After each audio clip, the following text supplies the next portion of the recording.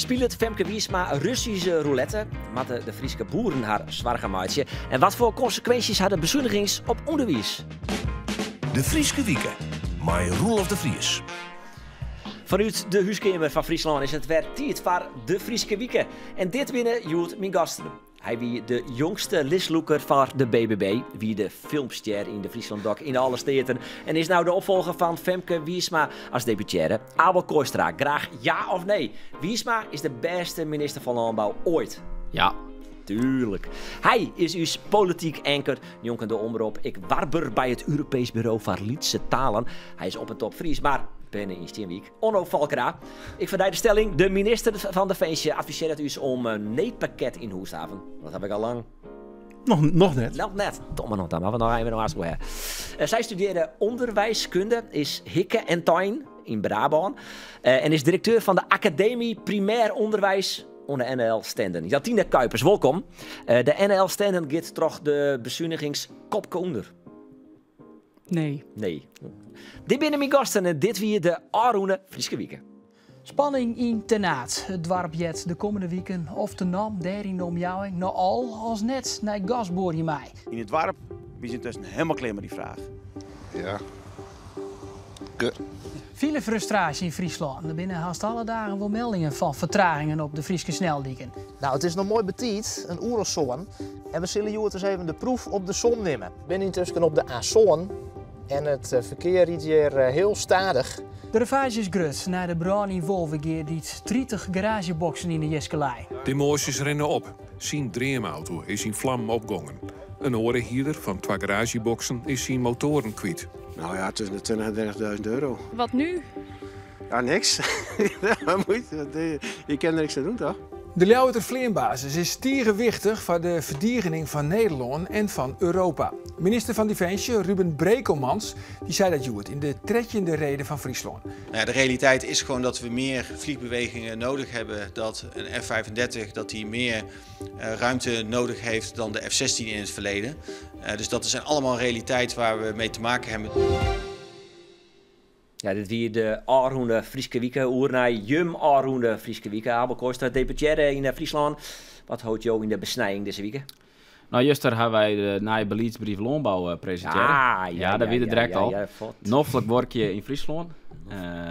Nou, daar hebben we prototype stutsen. We hebben zeker met boeren op tafel zitten, maar ik met organisaties, annex maar de landbouwsector, ik met natuurorganisaties. Sterker nog, we hien van de week even contact en toen appte je nog van, ik zei van, misschien houden we het nog even een noffelijk borkje in de beleidsplannen, wat zou je jou doen? Ja, als het er net om bouwt, kom ik net. Mooi, we gaan eventjes zoeken naar wat Arno Valkera in de besnijding houdt. Wat houdt hij in de besnijding, Arno? Ja, Wolfnet, gas winnen onder het water. Dat is een discussie die sleept al meer dan 20 jaar. En heel veel mensen in Friesland zitten daar geweldig goed in. Want ja, we hebben een rugskabinet en een VVD-minister. Dus heel veel mensen tochten van die zilwol green luchtjaan. Maar dat pakt nou toch oors uit. Ja, ik moet zeggen, ik vind dat wel heel nieuwsgierig. Ja, wat had Sophie Hermans eigenlijk bekendmaken? Joet, nog even natuurlijk iets. Ze had de intentie om het net te doen en ze zal importeren, maar de NAM. Dat had grif een juridische achtergrond. Want ja, als ze nou zeggen zo van het ken het wordt hem net, dan stapt de NAM naar de rechter en dan kan dat de Rijksoeriet een soort geldkostje. Ja, maar om nou te stellen van het gaat definitief net terug, dan kan nog wat te vieren, toch? Nee, nou ja, dat jet ik een beetje misschien bij de politieke cultuur van dit land. In één keer een besluit nemen, een stevig besluit. Ja, dat valt net altijd aan. We gaan naar de Brabantse hier rond tafel. Welkom is jou er binnen, maar je zei van ik weet al zo lang in Friesland dat Fries, dat verstaan ik wel. Ja, dat verstaan ik wel. Ik ken het echt praten, maar ik praat het liefst in het Nederlands. Ja, dat snap ik. Oh, nou, dit ging trouwens wel heel keurig. Ja, prima, hè? Dus markeert niks aan. Nee, markeert niks aan. Nou, maar we gaan weer naar het Nederlands. Ja, tenminste, je kan mij goed verstaan. En ik stel jou de vraag, wat houdt jou in de besnijding? En een vriend van mij zei van de week, die is gevraagd, die zei, heeft dat met de besnijding te maken? Nee, dat heeft niet met de besnijding te maken. Wat houdt u bezig afgelopen week? Ja, nou, mij houdt natuurlijk bezig de bezuinigingen die al een hele tijd boven het hoofd van het hoger onderwijs hangen. En waar we natuurlijk heel blij mee zijn, is dat daar nu iets lijkt te gaan schuiven. In ons voordeel hopen we. En we hopen dat die heel goed uitvallen, de debatten die nu gaande zijn, zeg maar, om die toch van tafel te krijgen. Ja, of voor een groot deel van tafel te krijgen. Ja, precies. Want we zullen het natuurlijk aanstaan wel meer doen. Hè. Er liep het wel wat van die 2 miljard minder bezuinigd worden. Dus je bent een beetje hoopvol, viel ik. Ja, we moeten hoopvol blijven. Hè. Ik ben ook van het onderwijs. Dus in die zin gaan we over de toekomst. Dus wij blijven hoopvol. Al is het soms wel lastig. Als we het hebben over wat voor consequenties dat eventueel hebben. Ik vaar de NL-standen in Jouwert. Eerst oer naar jou, Kooistra. Ik beloof je, we beginnen echt nog wel verder hoe het doffel borken. Want ja, ik show je haal nooit, zeg ik. Maar kun je eigenlijk nog gewoon hoe stritten, Kooistra? Ja, dat gaat best. Ja? Ja, zeker. Want je weet werk op doel. Ik denk het wel, ja. Ja, de docu. De grote filmpje van de fjouwerdielige serie over de BBB in alle steden. Friesland Doc had een documentaire hoe je maken. Komende snijden is de laatste aflevering van Fjouwer. Maar merk je dat je meer herkend wordt of wil je erop aansprutsen? Nou, net zozeer door de documentaire, maar wel toen je debuteerde was, merk ik wel, je werd voor het eerst onsprutsen in de supermarkt. Dat is wel een reality check. Maar het valt voor de rest prima mooi. En meestal maak je altijd wel benaderd, daar vind ik niet erg. Maar ja, je moet er wel een beetje rekening mee houden. Je merkt wat zitten ze dan in de supermarkt? Ja, dat weet ik net. Ja, is het hem? Ja, dat is hem. Oh ja? Ja, dus dat is even wennen als dorpsjongen, maar het went hut. En je moet er net oors van worden, dus dat is heel belangrijk. Nee. En populair bij de vrouwen dan ik? Of? Nou, ik hou een vriendin. Dus oké, dan doe dat net. Ik heb een fragment uit die Friesland Doc, de Friesland Doc in alle steden. Weet Joe dus een haatrol in spelen. Ja, ik ben een soort wolvenroedel ontwikkeld, zeg maar. Ze maakt je de kop net gek. Een wolvenroedel? Ja, nou, die kennen, ja, dat is zo'n bij de BBB net zeggen, maar de Wolfpack nemen ze het dan wel eens. Jo, glunder je een beetje bij als ik dit zeg. Oh ja, ik glunder je altijd.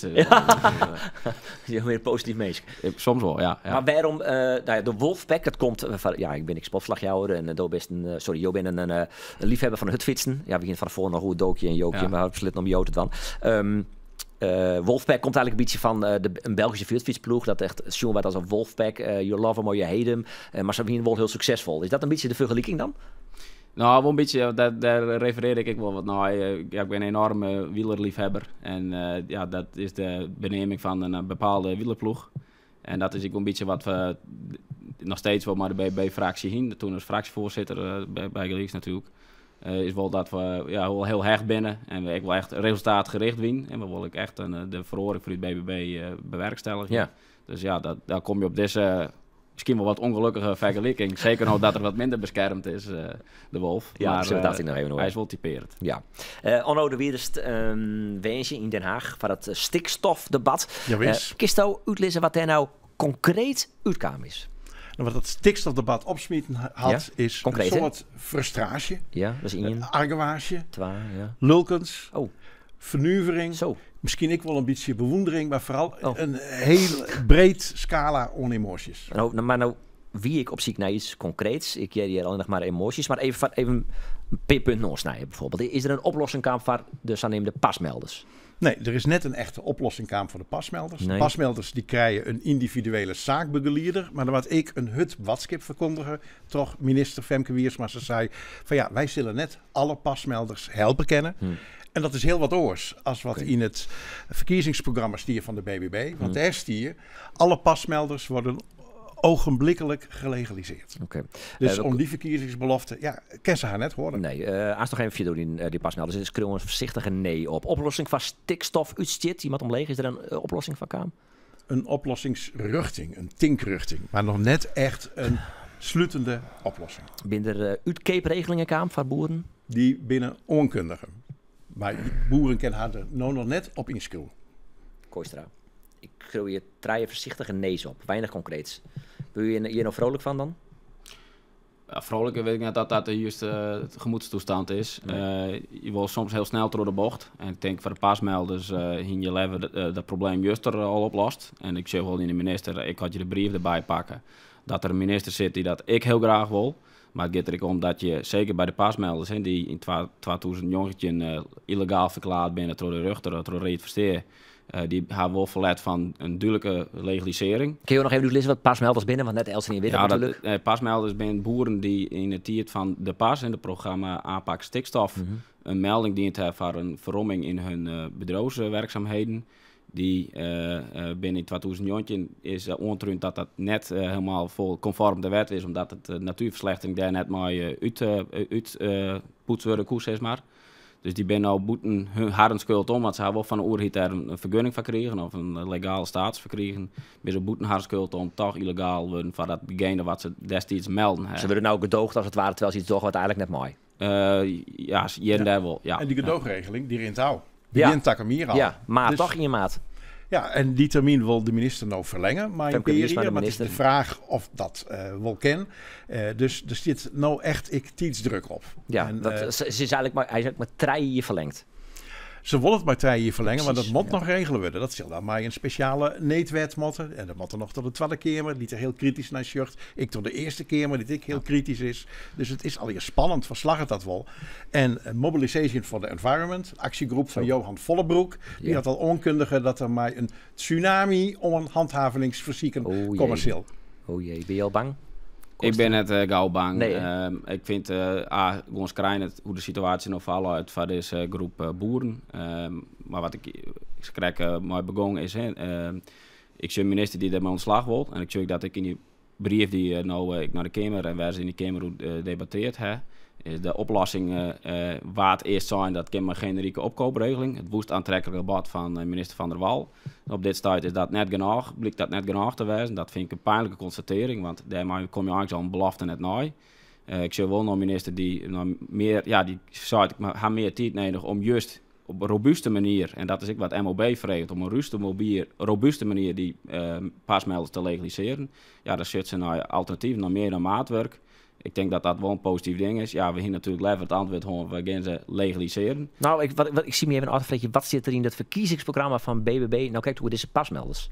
Dat die op een goede manier en zo snel mogelijk legaliseerd wordt. En volgens mij is dat nog steeds net van de baan. Alleen dat je met het op een goede manier doet. Want we weten dat op dit stadium er een groot les leidt. Ik op deze groep boeren. Daar kun je heel wat vinden. Daar vind ik wel wat van.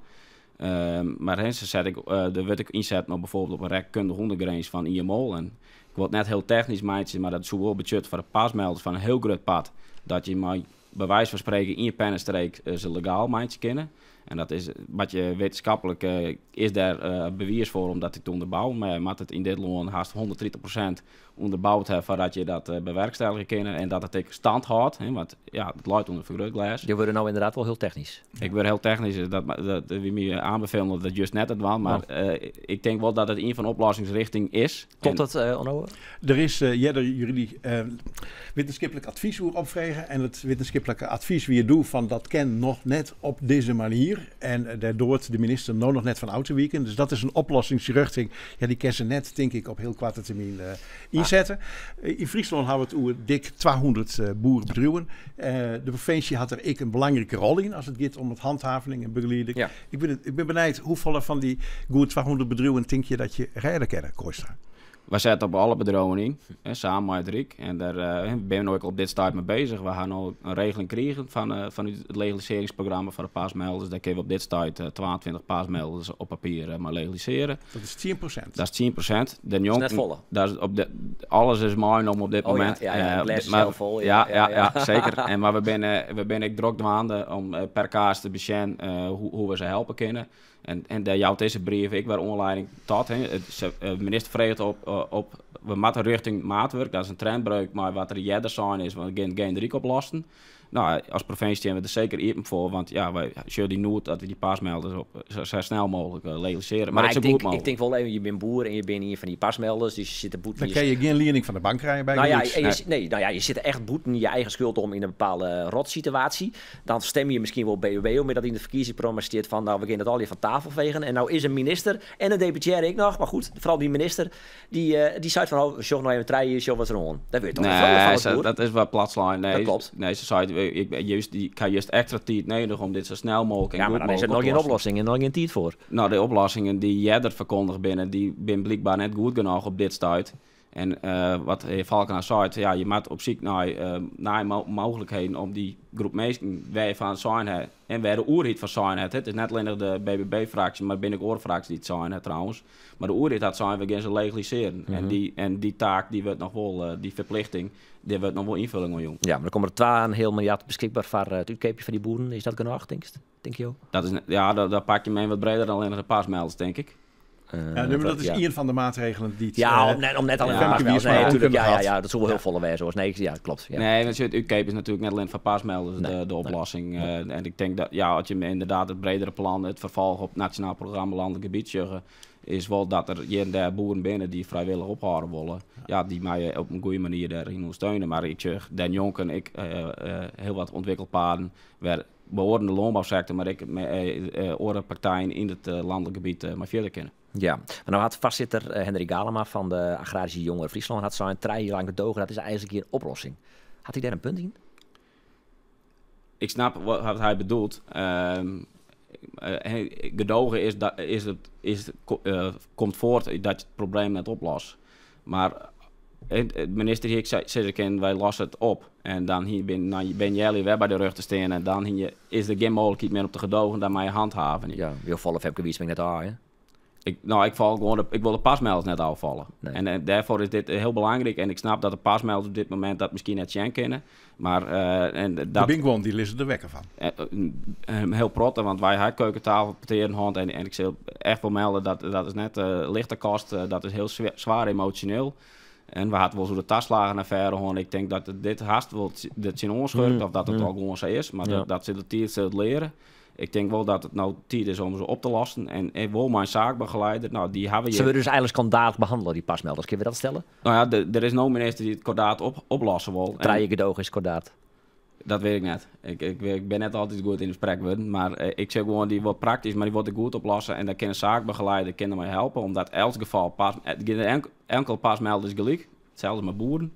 Komen we zo meteen nog op waarom. Ja. Maar nog een borken, wil je daar nog wel? Ja, zo meteen Oké, leuk. Dus voor de pasmelders is het net noffelijk. Nee, zeker net. We geven van pasmelders even naar innovaties, want daar is ik 2,5 miljard euro voor beschikbaar steld. Is dat genoeg? In eerste instantie wel, ja. Daar zijn middelen voor beschikbaar steld vanuit het Rijkshalve. Natuurlijk in leven wat meer hand, denk ik. Maar ik denk wel om die innovatie om te jaaien. Deze middelen ben wel hartstikke welkom. Ja, innovaties, dat denk ik misschien. Ik vond gewoon onderwijs. Jo ben van NL Stenden, directeur, lerarenopleidingen. Bent er eigenlijk lerarenopleidingen die je met wanen houden, maar innovaties in de landbouw? Nou, nee, ik geloof dat nog niet, zeg maar. Nee. Maar NL Stenden natuurlijk wel als hogeschool. En het interessante is wel dat dat onderdeel is van het pakket van bezuinigingen. Hè. Dus er wordt bezuinigd op praktijkgericht onderzoek. Wat we juist ook vanuit NL Stenden, andere opleidingen, wel bijvoorbeeld ook op de Watercampus of in de Derrick Campus doen. Dus in die zin is het een beetje krom. In de zin van dat het onderdeel is van de bezuiniging van het hoger onderwijs. Terwijl je juist denkt ook bij een kennisinstelling, bij hoger onderwijsinstelling, hartstikke mooi om docenten en studenten in te zetten voor de innovaties in deze regio. Dan ben je ook in deputair onderwijs, maar... Nee, maar de Derrick Campus is zeker een plek. Dat werken we aan innovaties. Die boeren broeken kennen. Dat wordt ik experimenteerd met Renewer. Dat is het opernij, het omwerken van stront in een soort van alternatief kunstmest. Die boeren dan broeken kennen. Want dat is natuurlijk een van de grote problemen in de landbouw. Dat is het strontprobleem. Ja. De derogage is wat. Boeren maar hier net meer. Wat is derogage? Derogage is de taststemming om meer stront uit te rieden als het Europese gemiddelde. Dat is Nederland oudnormen, omdat Nederland te versmarkend weer. Net meer om de betingsten voldier. Takkenmier, maar er nog weer meer stront maar net uitrieden worden. En dat is een groot probleem voor de boeren. Dat want ze afvieren en dat kost het geld. Ja, ik ga me even verdiepen in die stikstofuitstoot. Want ja, ik ben maar een simpel presentatortje. Ik kom uit de sportwaard. Ik geef me daar eens even verdiepen. En dan ga ik even zocht. De uitstoot van stikstofoxiden. Dat rent al flink weer waarom, ja? Ben je nog, ja? Dan gaat het om de uitstoot van auto's en industrie. En die rent al laatste jaren best wel goed weer waarom.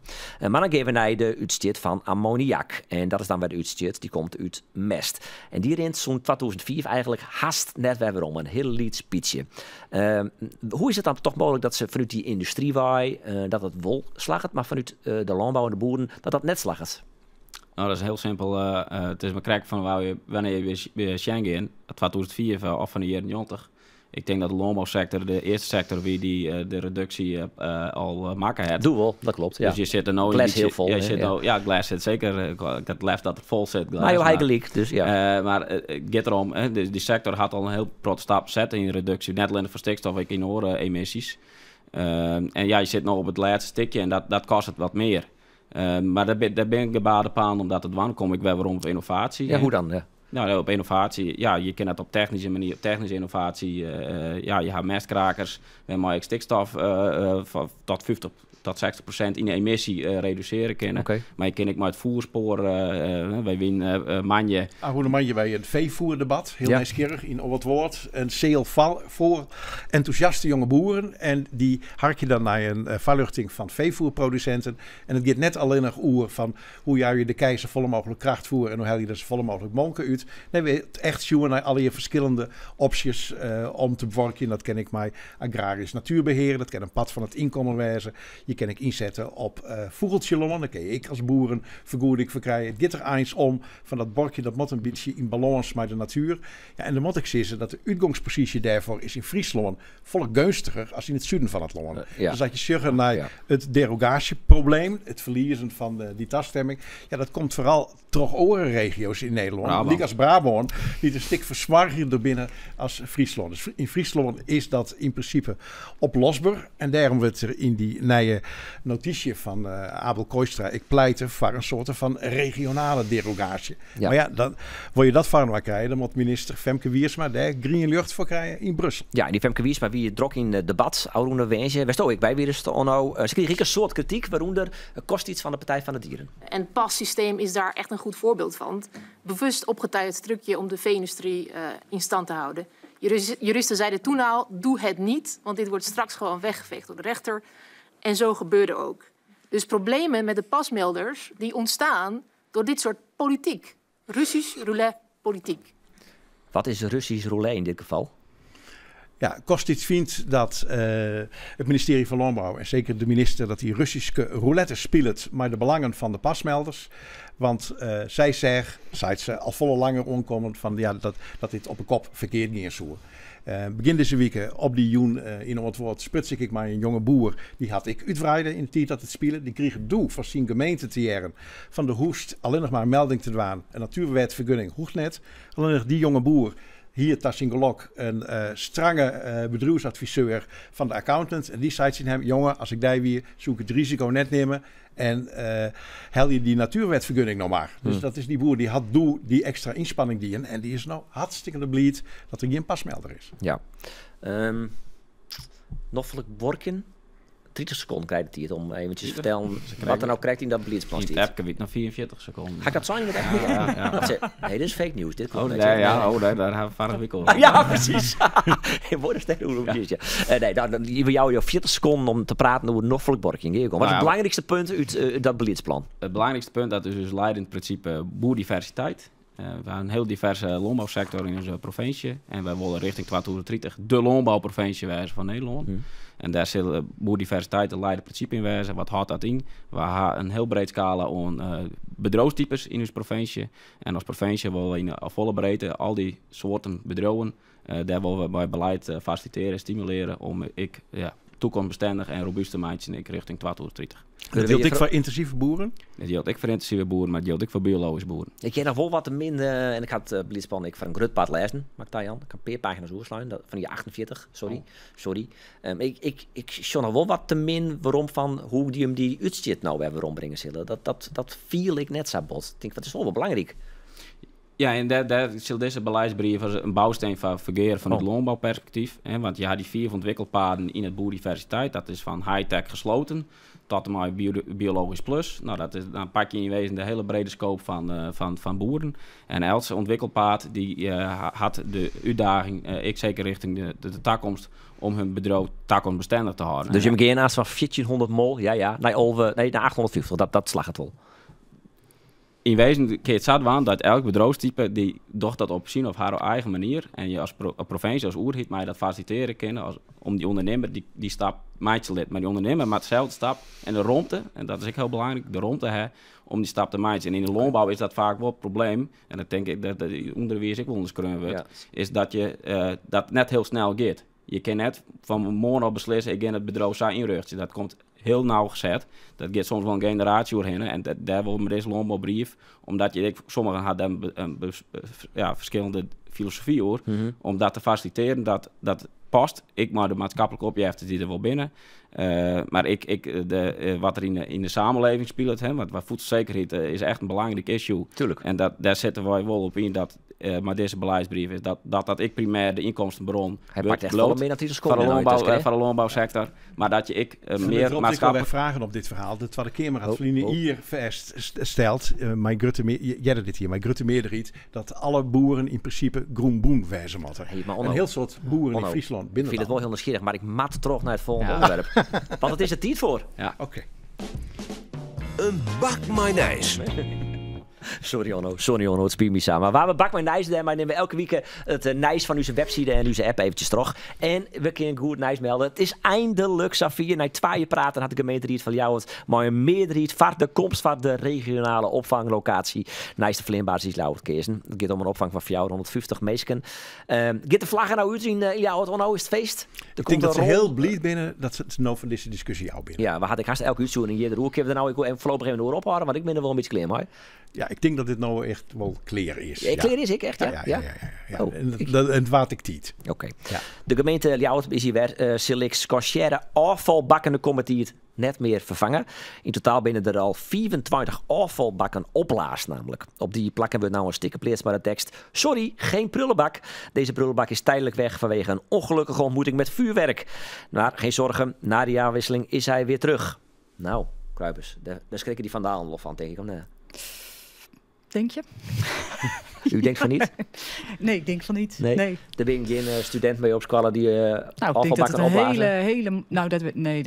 Daar ga ik niet vanuit. Ik denk dat het een hele mooie opdracht is voor studenten om na te gaan over hoe je dit zou kunnen aanpakken. Ja, even filosoferen. Ja, ik weet dat het jouw vakgebied hebt, maar heb je een idee? Nou ja, weet je, ik denk dat studenten het idee hebben. Ja. Ik denk dat deze jongelui voor een groot deel op scholen zitten. Hoe ga je het gesprek met ze aan over wat we doen rondom de jaarwisseling? Wat vandalisme is, wat het niet is, wat voor gevolgen het... Ja, weet je, ik weet het niet. Studenten weten het vast. Ben je juist bij de reden van Friesland? Nee, dat was ik niet. Nee. Onno? Ja, wist. Ja, Kooistra, jou ik? Ja, zeker. Oh, je moest dan wel gauw in één keer terug van Jellem. Wat wie dat ik weer Jellem? Dat wie de presentatie van de beleidsbrief Landbouw Noffelijkborkje, daar ga ik wel eens wat toe jet. Maar dan moest je daarna in één keer terug naar de reden van Friesland. Ja, in Pakkelman. Ja. En wie het leuk? Ik vond het een zeer interessante reden, ja. Okay. Ja, en hij maakt je wel in bewust van in de situatie waar we nu zitten. Ja, dus, echt leuk is wel een beetje het verkeerde woord trouwens leuk. Hè? Want echt leuk wie het net wat de minister van Defensie, Brekelmans, dat zei. Nee, de watskip wie net leuk, maar wie wel zeer tegenhuiskerig. Maar ja, in de situatie waar we zitten, hij neemt dat het grijze gebied tussen oorlog en vrede. Ja, daar bevinden wij ons nou wel in. Ja, de Steertenseel weer stil op dat moment. Ja. Waar kwam dat toch dan? Nou, vanwege Siem Watskip, hier ik echt werk van maken, bezocht ik om er een verhaal van te maken. Ik ruchtte op Friesland. Hij wie er op een morgen Kamer van de Vleerbasis, de weer al maas betiet. En die zei van ja, die Vleerbasis is hartstikke belangrijk voor de verdediging van Friesland, Nederland, maar ook voor de verdediging van Europa. Hier wij gaan de Vleenturen, de F-35's en de Reapers omheen. En dan hoorden ze de eerste flank van het NAVO-gebied in de gaten en veilig dienen ze ik op de dag dat de oorlog begon in Oekraïne. Ja. En toen kreeg ik dus de vraag van, ben wij daarmee een soort van shitskief in Ljouwert? Ben wij potentieel doel voor de Russen? Willen ze een keer NAVO-landen omvallen? Nou, daarvan zei de minister, dat is net zo. Er is een dubbel loftverdedigingssysteem waarbij het de bedoeling is dat vijandige projectielen ik on die eerste flank van het NAVO-gebied inhouden worden. Dus, Oké. En informatie wie ik van rijd je daarop daar dat er mogelijk iets gebeuren kan? Zorg je ervoor bijvoorbeeld dat ze een neetpakket in huis hast? Voedsel, eten, graan, ries, er komt een oeritscampagne als het goed is. Begint Takamier om volle meer Nederlanders te stimuleren om dat te doen. In Finland en in Zweden had Elsen al zo'n pakket in de huis. Maar dat is net. Nee, nou ja, ik rijp me wel een daar als wat. Maar officieel pakket, dat alles in zit. Een transistorradio met batterijen. Zodat ik op een hichtebloest van het nijs. Als er geen internet is, als er geen elektriciteit is. Je moet een goede tekens, een sleepzak aan dat je jezelf warm hoorde kennen. Ga je ook straks in huis, Kuipers? Nee, helemaal niks? Ja, ik heb wel slaapzak in huis. Ja. Maar geen neetpakket? Nee, geen neetpakket. Het gong er dit is een pakket, weet ik duidelijk, maar hoe ben ik weerbaar als er bijvoorbeeld een cyberaanval is, dat er een beetje de wifi eruit loopt of dat je een datalek hebt, hoe ga je als instantie daarmee om? Ben je daar weerbaar genoeg van? Hoe ga je communiceren? Dat is wel heel interessant. Want kan een hege squallen toch functioneren als er geen elektriciteit is bij geleased? Kan een provinciehoes toch functioneren? Een omroep. Een omroep, ja. De omroep is sowieso heel belangrijk natuurlijk wijzen. En dan misschien nog wel belangrijker. Ga je een soort prijzen doen maar de BBB? Bekers, prijzen. Ik zou net zo weten hoe. Ja, maar deze week een prijs doen. Nee, zou het niks? Nee, het zou het net voor. Onno, zou het hier wel wat? Dat zou me wel wat, ja. Femke Wiersma had namelijk de prijs gekregen van dierenwelzijnorganisatie Wakker Dier. Ja. En zij is uitroepen ta liegebeest van het dier. Dat lokweeske. Ja. Applaus. Ja. Oh, ik ben hier. Is dat Grutskop? Wel, Femke weer voor mij wel Grutskop. Oh ja? Ja, wat twitteren zeker weer, zo zou je weet ik niet. Maar dan krijgt de minister nog wel een award. Maar waarom had ze hem kregen? Dat had te maken bij de discussie van een Peer Wiekelien over de veeprikker. Minister Wiersma wil die discussie op een eindwaan, op een in gesprek met de sector of het wel nodig is om die echt uit te schaffen. En de Tweede Kamer die baalde daar verschrikkelijk van, want dat we jeder al besletten onder minister Piet Adema, onder de voorganger van Wiersma. En de Tweede Kamer die had er geen enkel verlet van om daar op een ei de discussie over te gaan. En Dion Graus van de PVV, natuurlijk een coalitiegenoot van de BBB. Ja. En Grut Bistefreun zei er zelfs, die weer hartstikke leuk. Die zei van daar gaan we niet opnieuw over beginnen. En, nou ja, hoe Bisterliefhebber Sprutsen en een collega van Dion Graus, maar dan van de NRC. En de vraag uit Den Haag, daar komt hij van Angela Soeboer. De vraag uit Den Haag. Deze week is bekend worden dat de wolf Europees gezien een legere beschermingsstatus krijgt. Dat betekent dat de lidstaten meer ruimte hebben om de wolf bijgelijks te bejagen. Een soort partijen hadden al een heel skof van creëren om dat varnoord te krijgen. Maar andere partijen, ook hier in dit huis, die vinden dat maar niet. Wat zei ze jou? Bejagen of net? Je ziet nog een beetje het lijstje in mevrouw Kuipers, niet kijk hoe je hem zeggen. Dan kan dat toch? Ja, Angela was vandaag bij ons op bezoek. Oh. Dus ik heb net afscheid van hem genomen en dan was hij weer bij de kerstboom. Ik dacht, nou, hij ging vanavond nog Sinterklaas vieren, zei hij. Oh. Dus, kom maar eens nog eventjes op waarom. Ben je de beliefd mij, Abel Kooistra, deputy van Friesland, dat de regels, nou ja, wat worden binnen dat je nou een wolf mogelijk afzit te kennen? Dat komt een beetje op del. Het is een goede eerste stap, ja. Ja. Oh, komt maar bondig. Ja, maar net meer en minder. Want die discussie die gaat nog verder. Ja. En als je ziet naar het politieke field in Nederland, dan kan ik ook net als constateren dat de Nederlandse provincies het maar net eens willen kennen over het wolvenbeleid. Nee, dat is lastig. We beginnen naar onderwijs, want daarvoor, Jantine Kuipers, zit hier hier. Als ik zeg nou dat je de baas van de leraren binnen, is dat een beetje goed dan? Baas is misschien heel vervelend woord. Nou, het baas. Ik ben er langzaam aan gewend. Maar niet van de leraar. Volgens mij ben ik de baas van de toekomstige leraren. Of van de toekomst, zo je wil, zeg maar. Dat is, want het gaat natuurlijk over de leraaropleidingen. Wij leiden leraren op, zeg maar. Hè? Ja. Dus de toekomst, in die zin. Nou is het zo dat er flink wat bezuinigingen in ons zitten te komen. Dat wie is 2 miljard euro. Dat wordt misschien nou 1,3. Dat hing het al in nog, hoe dat komt. Maar kun je ook vertellen wat voor gevolgen die bezuinigingen nou hebben kind voor het onderwijs en dan NL-stender in specifiek? Ja. Ik heb wel meer dan 30 seconden, toch? Ja. 8 minuten. Kijk, dat is fijn. Tomme. Ja. Nee, we lachen er nu al, maar echt verschrikkelijk wat er aan de hand is. Hè? Want volgens mij moet je echt helemaal nooit bezuinigen op onderwijs. Dat krijg je als een boemerang terug. Want je bezuinigt eigenlijk op de jeugd, op het talent van de regio. Ja. Dan moet je even weten hoe we ook bekostigd worden in het hoger onderwijs. Dus wij worden bekostigd per student. Wij staan in deze regio, we zijn ook voor deze regio, maar er zijn minder jongeren. Dus wij zien ook de instroom van het aantal studenten afnemen. Wat er vorig jaar al gebeurd is eigenlijk, stilzwijgend, is dat de prijs per student die wij krijgen omlaag gegaan is. Hè. Dus stiekem is er al een bezuiniging aangekondigd. En nu zijn er een aantal bezuinigingen aangekondigd die ervoor zorgen dat er mogelijk nog minder studenten komen. En de ene heeft te maken met de langstudeerboete. Nou, die raakt studenten direct. Dus je mag niet even een foute keuze maken. Je mag ook niet. Er zijn natuurlijk ontzettend veel studenten die thuis nog een behoorlijke mantelzorgklus hebben. Die gewoon zorg hebben voor ouders, voor broertjes, zusjes, nou, voor wie dan ook, zeg maar. Mm-hmm. Maar voor wie het lastig is. Er zijn ook studenten die die een dubbele bevoegdheid willen halen. Hè, voor het leraarschap ontzettend belangrijk. Nou, die straf je eigenlijk met zo'n maatregel. En ik vind de stok achter de deur is helemaal niet erg. Hè? Dus af en toe moeten studenten ook even horen van... ja, maar je bent nu gewoon aan het werk en je werk doen. Rijdt je hem niet dan kwijt, die studenten? Nou, ik denk dat er een aantal studenten is die daardoor... misschien niet de keuze maakt om te gaan studeren. Want op het moment dat je het al hard te halen hebt, is het ook best wel behoorlijk wat armoede. Studenten moeten eigenlijk altijd werken naast hun studie. Dan is niet per se de maatregel die trekt om naar het hoger onderwijs te gaan. Zeg maar. Die langstudeerboete budget €3.000 per jaar. Hij liep het van de baan toch, Onno, die langstudeerboete? Nou ja, er is een monsterverbond in Den Haag. Die is aan het onderhandelen met de coalitiepartner over het afzwakken van die bezuinigings op het onderwijs. Dus die 2 miljard, ik geloof, daar is nou nog tussen de 1,3 en zo'n 100.000 van oer. Daar wordt dregel onderhandelen, maar ze willen net uitkomen. Nee. En daarom is die stemming, ik net toch hier in de onderwijsbegrutting. Dus het is al hier het weekend hinnetild. En dat feest, dat gaat weken verder. Dus het is, en daarmee is het nog heel tijd onzeker hoe het komt. Ja, en welke eventuele bezuinigingen zijn nou het pijnlijkst van het NL dan, NL-stenden?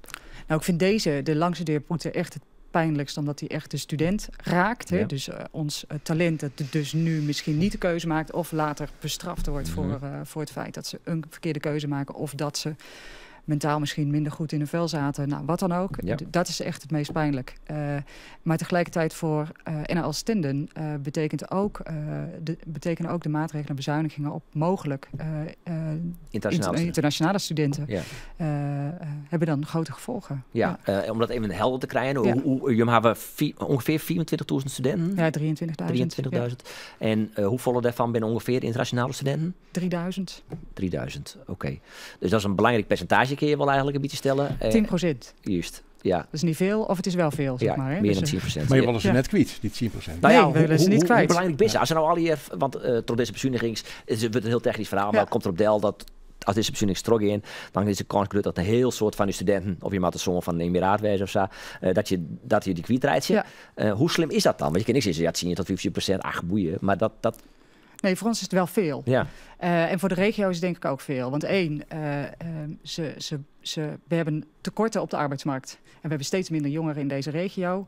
Dus volgens mij technische beroepen zijn tekorten. Daar kunnen ze een superbelangrijke rol in spelen. Spelen ze een belangrijke rol in. Geldt ook voor zorg. Nou, we zien ze hier in Leeuwarden ook in de hotels, in de restaurants. Ja. Dus ze hebben een belangrijke rol in de arbeidsmarkt. Ze hebben ook een belangrijke rol in de klassen van onze hogeschool. Omdat daardoor andere studenten in een internationale context komen. We doen natuurlijk hartstikke veel met import, export. Veel bedrijven zijn ook naar buiten gericht. Dat leer je in een klas waar ook internationale studenten zitten. En daarnaast, en dat is een beetje een ingewikkeld verhaal om uit te leggen soms. Doordat wij krijgen minder regionale studenten, zijn gewoon minder jongeren. Dus we hebben een aantal opleidingen die ook nationaal studenten trekken. Die zorgen ervoor dat we meer studenten hebben. En er zijn ook internationale studenten die ook zorgen dat er meer studenten zijn. Waardoor we wel kunnen bestaan als hoger onderwijs in deze regio. Ja.